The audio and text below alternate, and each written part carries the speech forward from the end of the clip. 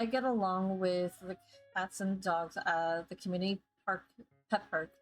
I drag Caleb to the pet store to pick out some gifts. This cowboy tie is cool. I bet they'll love it.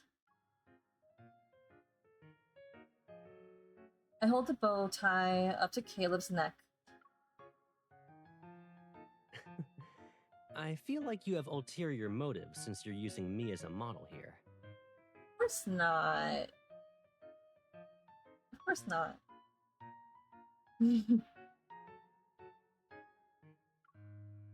All right. Wait. Not at all. You're overthinking it. Ready? Then I'll just find you a model that's around the same size as your average pet. It can wear those accessories instead. With a casual flick of his finger, Caleb makes the auto shop assistant it that had been following us float up in front of me. Otto is not a pet and does not provide dress-up services. Oh, Caleb's BA was working overtime. It doesn't even have to have a neck. How can it wear a bow tie? But it's nice and round. Maybe a hat could work? A expression appeared on Otto in a display of resistance. Its ears flatten back against its head. Otto said it's not a pet, but it looks just like a puppy when it's scared. Yes, yes, yes. Keep those ears back. Now I can put the hat on you. The round figure rolls back and forth like it's trying to escape. I can't catch it no matter how hard I try. Wait, you two like our store's products, right? Otto has decided to let you participate in our store's secret event. Complete the shopping challenge and you can take the products home. That's more fun than playing dress up with Otto. Oh, poor thing. Oops. I gotta fix the chat. Poor thing.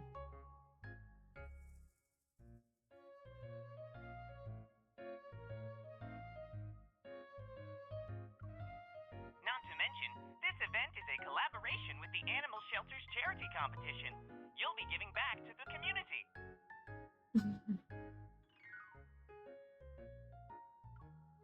Kind-hearted participants can also donate any extra products to the shelter and sign up as competition volunteers. What do you think? Can you let Otto go now? Caleb and I exchange a glance. Then we tap Otto.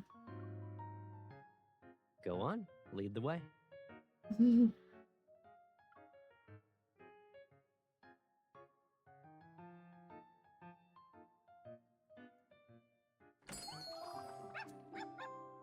Alright, on to chapter 2.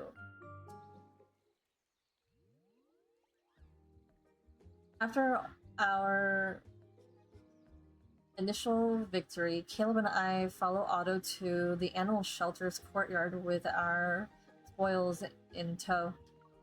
If you two are interested in signing up as volunteers, you'll need to claim a puppy contestant first. Help the puppy perform well, and it might find a new owner.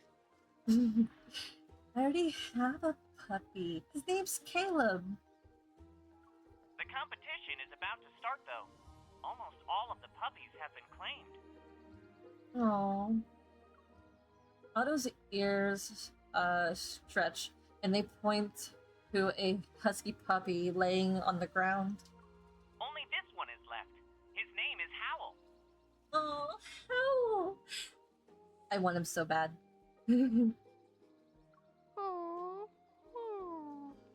He's so cute. Meow. He keeps howling. I'd say his name really suits him. Yeah, because huskies are noisy dogs. They like to speak. They like to talk. Hal lifts his head and sniffs. His blue eyes linger on us for a moment before he curls back into a ball. He looks healthy, and he's young. Why did why did no one claim him? The volunteers who worked with him think he's too introverted.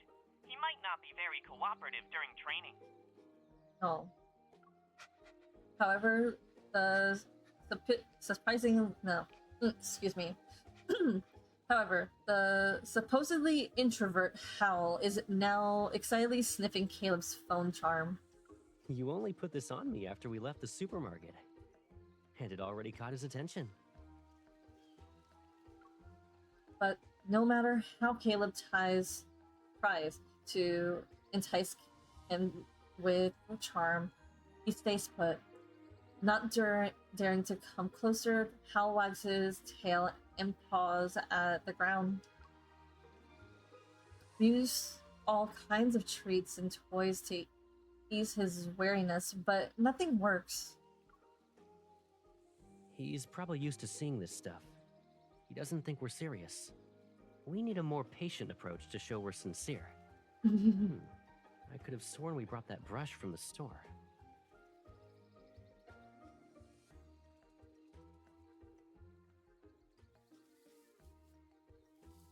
The brush moves down the tail. The second stroke sends her flying under the attentive care of two pet grooming pros. Hal finally comes.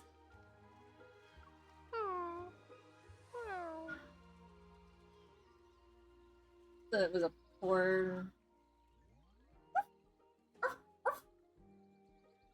Better. So much better. See? He's very affectionate. There must be a misunderstanding when others rejected him before. He missed a lot of people. Maybe he was waiting for us so he could enter the competition.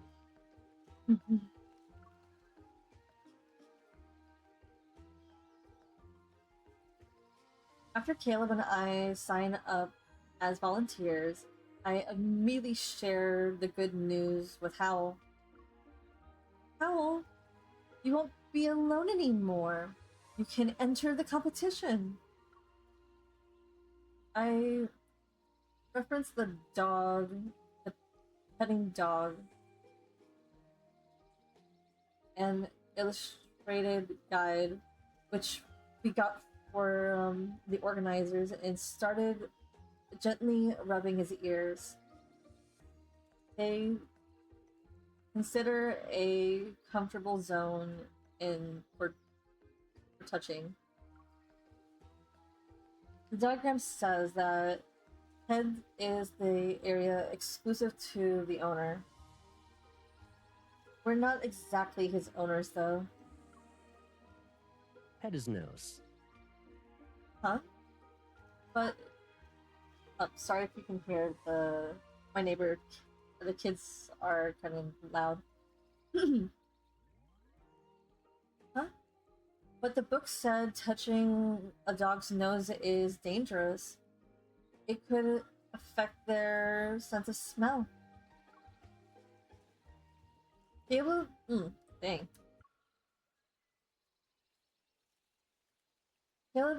You're trying to get me in trouble. Caleb suddenly taps my nose.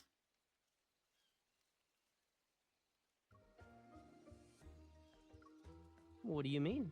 It's safe as far as I'm aware. You're testing my limits. Before I can react, he pushes his luck further and gently scratches the tip of my nose.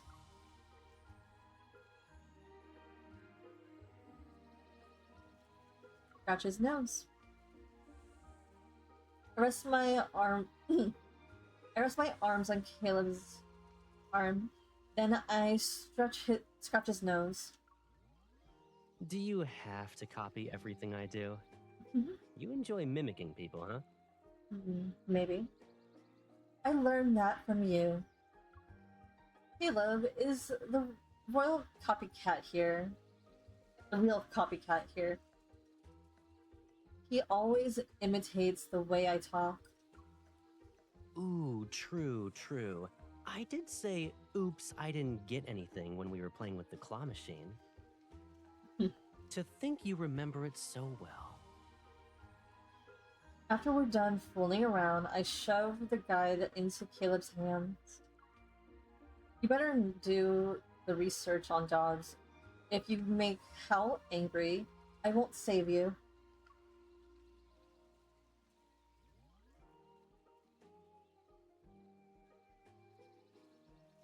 In addition to using the guide to bond with Hal, we learn about his past from Otto. Just how busy was his previous owners? He couldn't have even spared a moment for him.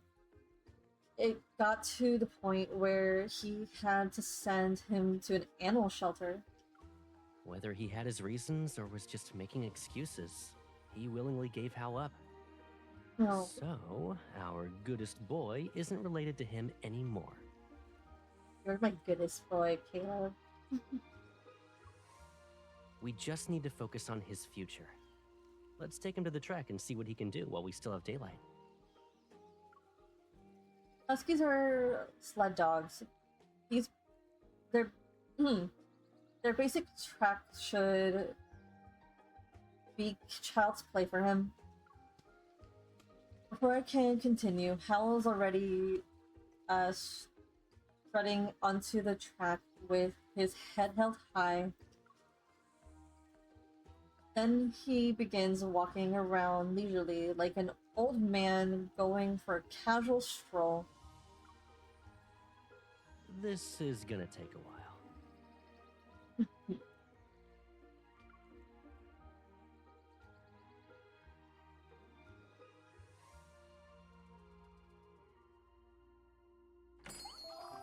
Alright, on to chapter 3.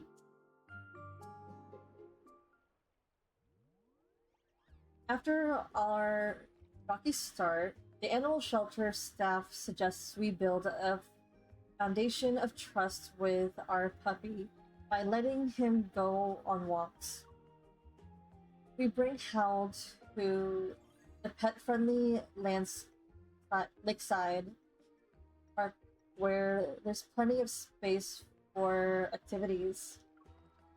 Although the park size is good for huskies, the same can't necessarily be said for humans. Oh my poor Caleb. Are we here to walk the dog or the dog walks us? Thanks to him, power walking around the park counts as squeezing in some exercise. Great. When Hal finally settles down, we take the chance to sit and rest. I know huskies were energetic, but Hal is on another level. We probably look like a pair of balloons he's dragging around to passersby. He was so wary of the shelter before.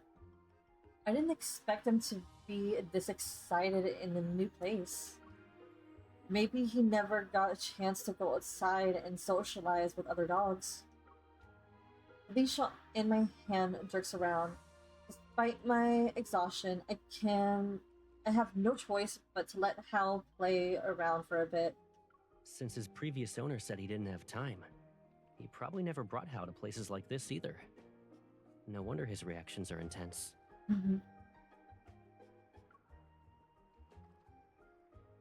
Hal has Hal has us now. He can do whatever he wants to his heart's content. Let's keep going. We're rested enough. Fully charged, I pull Caleb to his feet and tug onto the leash to summon Howl. Howl, let's go. However, what ends up being summoned is an unidentified creature covered in grass clippings and dirt. Who are you? And where's my dog?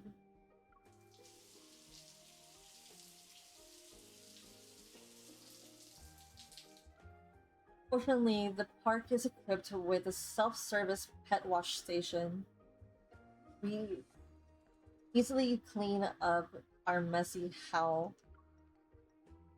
Freshly washed and smelling nice, Howl immediately transforms into a social butterfly the moment we step outside. He walks around to mingle with the other dogs. We end up making friends with many dog owners. There's even a professional dog handler who teaches us some common commands for the competition.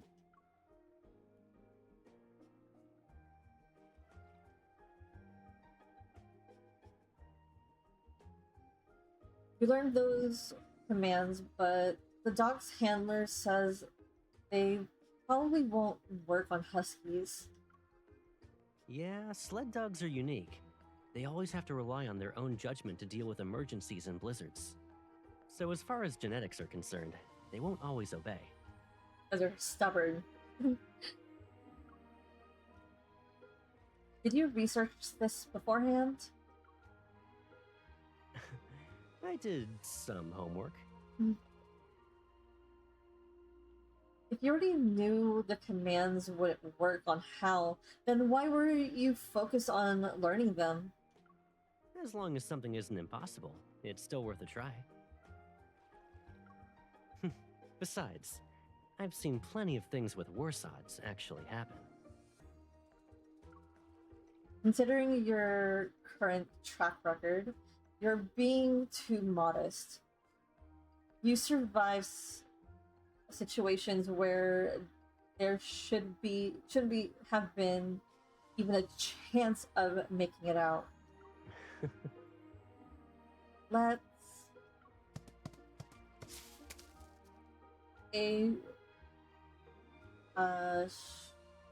Sherlock, no, a shuttle.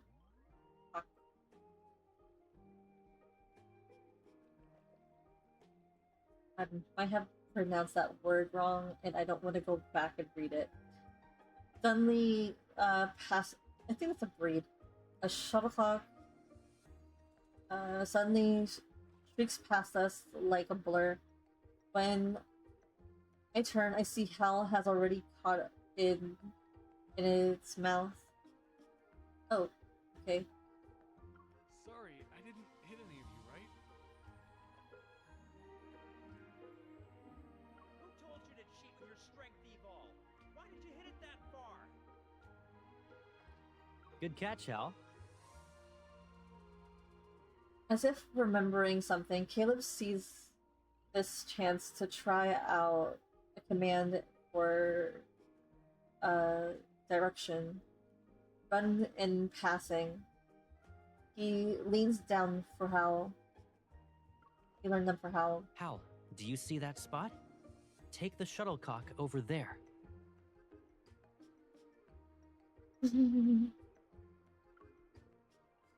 He's doing it.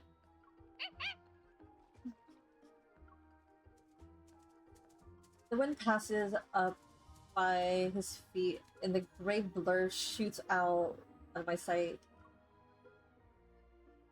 Is this really Hal? He's listening to your commands. I wanted to try it since he was eager to catch the shuttlecock. I'd say it's an unexpected discovery. Thanks. Your dog is really smart. Hal returns from the port, rubbing up against our leg and jumping around excitedly. I happily reward him with a chew stick. Everyone says huskies don't follow commands, but Hal is an exception. Now we don't have to worry about competition. Genetics are part of nature, but environment is part of nurture. I wouldn't be surprised if he's obedient because he was abandoned. He might be afraid of being left behind again. Maybe his previous owner said something like, "If you don't listen to me, I'll leave you," multiple times. And in the end, he actually followed through with it. God damn it. I don't need to cry right now. Caleb, stop it. Caleb gently pets Hal's head and Hal wags his tail in response. Now that Hal has met us, he'll never hear those words again. I can guarantee it. I crouch, take Hal's paw, and press it with my hand as our little paw print promise. Why are you only making a promise to yourself? What about me? Jealous. I can vouch for you too, but you need to provide some evidence. Caleb leans down and pinches my cheek. You need to check my score. I thought I could skip that part.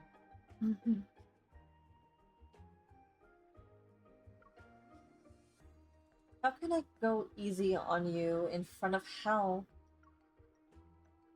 Now then, Mr. Caleb, tell me about your history so I can calculate your score.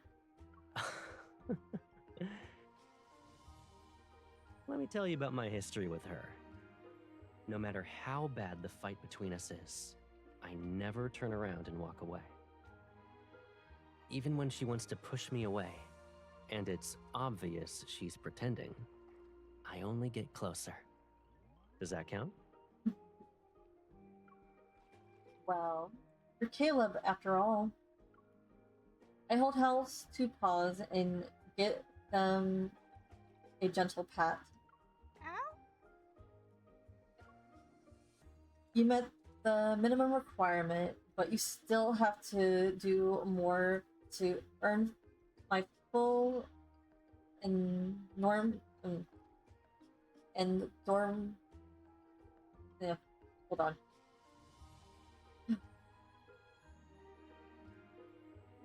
Endorsement. Keep it up.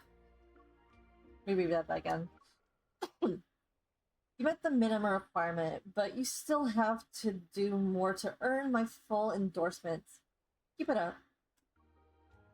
It looks like Caleb saw this coming. He's amused.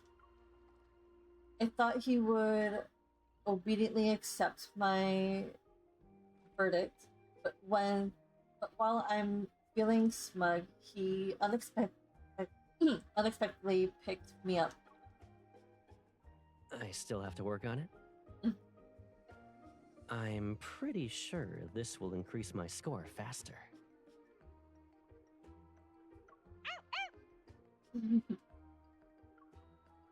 You're cheating! Fine. You pass, so I'll vouch for you. Caleb lowers his head towards Hal's who, wagging his tail. We still need to promise him that we'll give our all in this competition. We won't let him down.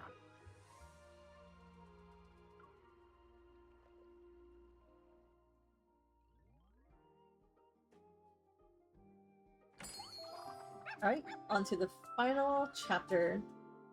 This is not taking longer than I thought. 30 minutes was all I needed, not an hour. On the day of the competition, we pass Hal's paw into the entire... Okay, let's try that again. On the day of the competition, we press Hal's paw into the entry form for the dog agility contest. Hal should still remember those special hand signals we used during training, right? If he forgets and stands there, I'll use my evol to carry him. Cheater.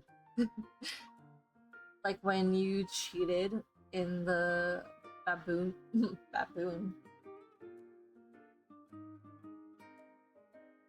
baboon boo what?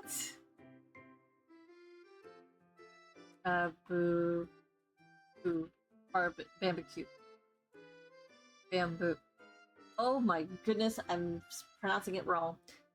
Like when you cheated on the bamboo copter competition we had as kids.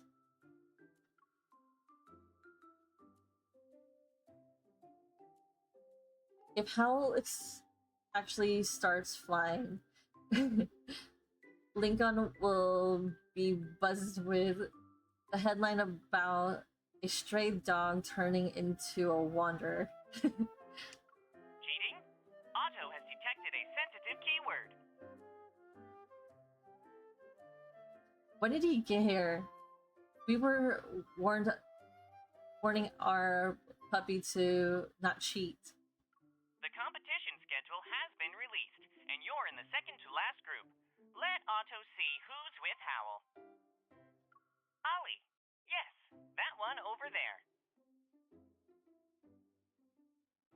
Following the directions Otto's ears are pointed in, we see only one dog in the waiting area. Oh, it's the border collie. Wait, a border collie? Yep. Border collies have a reputation. I watched Border Collie. Border collies have a reputation that can strike fear into the hearts of puppies during canine competitions. Many people know that. Competition videos. They're basically like martial arts masters. They can move without leaving behind a trace and glide with perfect grace. We can't be disheartened before the competition starts. Hal is a good boy. Of course. Look how hard he's tugging that chew toy right now. When it comes to tackling the course later, he definitely won't back down.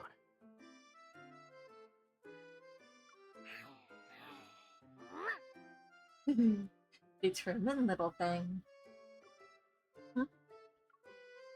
What should we do, Caleb? We need to think of plan B.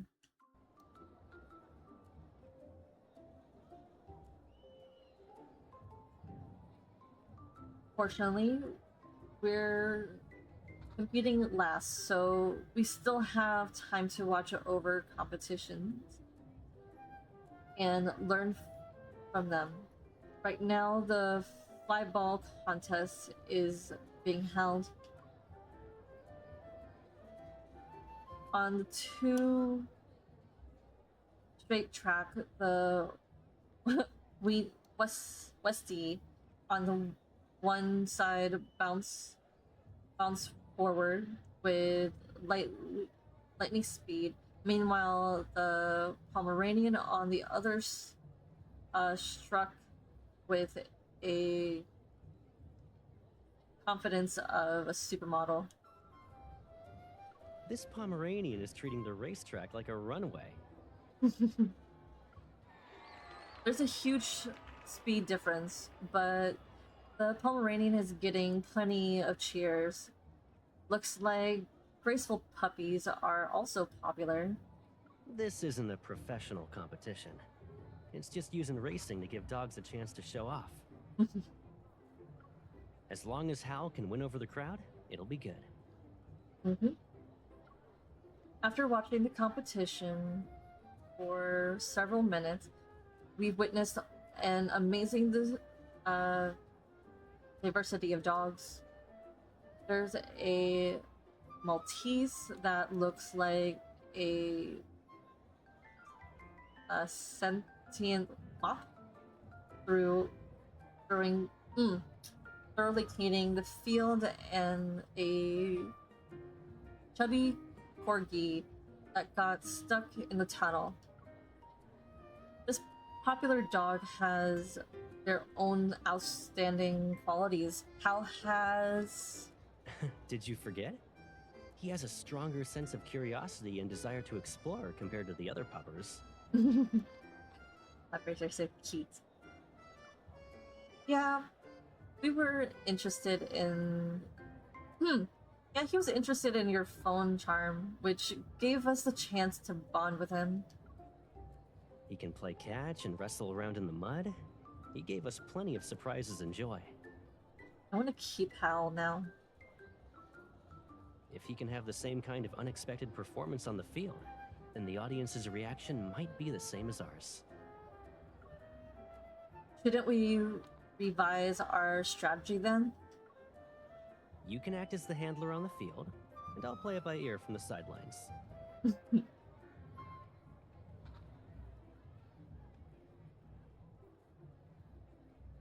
Before Hal's official debut, Caleb's hand has his necklace over to...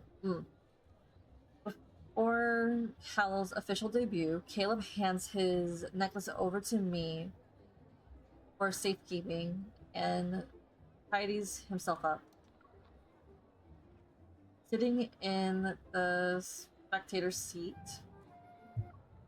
I see him flash me a confident gesture and shows a smile brimming with energy. Hal, are you ready? Hal sprints while Caleb nimbly runs backward. He consistently stays level with him. This husky's movement technique is remarkable. The audience tries the audience ties from watching tired. Okay. The audience tired from watching the competition is captivated by Hal's excellent performance and raises their cameras once more. The live stream displays another a round of venues also regain some viewership. Contents are increasing. This seems like an opportunity. I move next to the cameraman and make a calling gesture towards Hal. Caleb also guides him to look at me. That's right. Come a little closer. Hal trots over and nuzzles the camera. The screen display and the live stream shows his adorable face. Hal, you're photogenic. It's almost like you're a sesame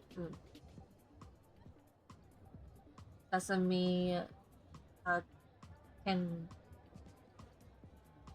Oh my god, this word. Tangerine? Yeah. It's me, tangerine.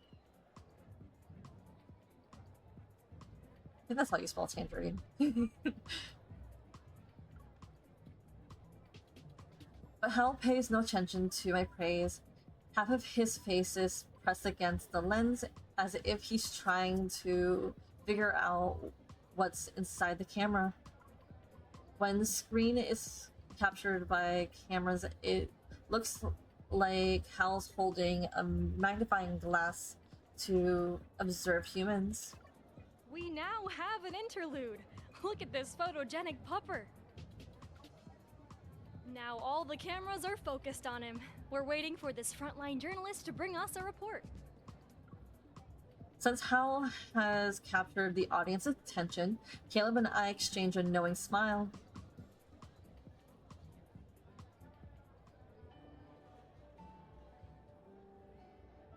Our overall time was displayed, so we didn't win any awards, but we gained something more substantial. When the competition ends, I checked the broadcast. There were tons of comments from people who wanted to adopt Hal. That's the result we knew we'd get. Before entering the competition, I consulted the shelter about their adoption screening process. They'll evaluate the potential adopter's qualifications. I'm sure that Hal will have a loving owner. Hal suddenly starts thrashing around in my arms. Then he jumps on the ground and scampers away. Why did he leave the moment he heard about getting a new owner? I think he had something else in mind. Oh, Hal, we can't keep you. Hal's little head pops out from around the corners again. He carries 3 commentator's medals in his mouth as he jumps into my arms. There's a paw print on each medal, and I authenticated them for you. They're all Hal's. He's so lively now. He's like a completely different dog from when we first met. He keeps jumping into my arms. He probably overcame the trauma of being abandoned. Compared to the competition's results and finding him a new owner, I think this is the most special thing we've accomplished. I scratch Hal's belly, the spot he only exposed to humans he trusts the most. Other people weren't willing to give Hal encouragement and love, so we gave him as much as he needed. Life needs those things to flourish, otherwise it's bound to lose its vitality. Caleb brushes aside Hal's fur that's pressed against me and holds the medal up to my cheek or chest. Everyone craves those things, but most people are stingy about giving them out.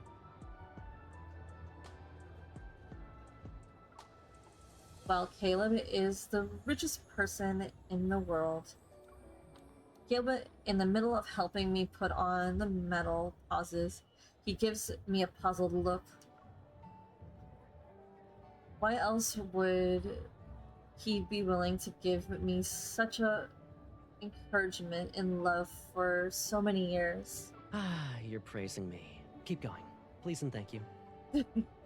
You're so cute, Caleb. You're such a dork, but you're my dork. I take Hal's tail and brush it across Caleb's face. Now you're asking for praise, but you're rich. You don't need my compliments. Unexpectedly, he puts on an wounded expression. His acting is terrible, though. What do you mean? Caleb is a poor little boy. He only wants to hear you praise him a few times. Dork, I would so praise you so much. I love you so much, Caleb. You can't do this to my heart. Your acting sucks. Do you really want to hear it that badly? Meeting Caleb's serious expression, serious, expectant gaze, I pause. Then I muster up all my strength and speak. Listen carefully. Encouragement and love are things my friend can give, but what you're giving me is more than that. I can follow you too. Together we'll experience a new, more expansive world from the ground to the clouds. This is something only Caleb can give. Your words are sweet. You made Hal jealous. Caleb leans down. His breath surrounds me and caresses my nose. But Caleb can give you even more than that, as long as you have room for it. Oh, I'm so done. Oh, that was the end.